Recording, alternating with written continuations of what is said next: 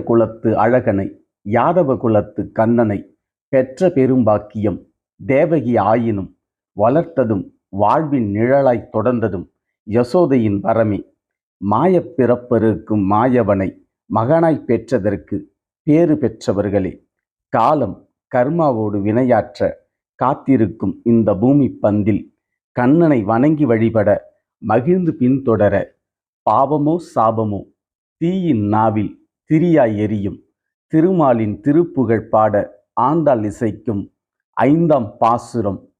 மாயனை மண்ணு வடமதுரை மைந்தனை தூய பெருநீர் யமுனை துறைவனை ஆயர்குலத்தினில் தோன்றும் அணிவிளக்கை தாழை குடவிளக்கம் செய்த தாமோதரனை தூயமாய் வந்து நம் தூமலர் தூவித் தொழுது வாயினால் பாடி மனதினால் சிந்திக்க போய பிழையும் புகுதருவான் நின்றனவும் தீயினில் தூசாகும் செப்பேலோர் எம்பாவாய்.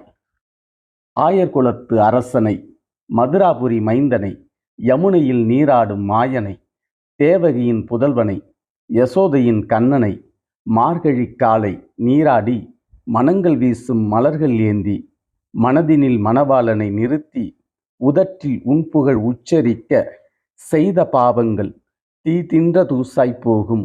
நீ நின்ற திசையெங்கும் புகழ்பாடும்.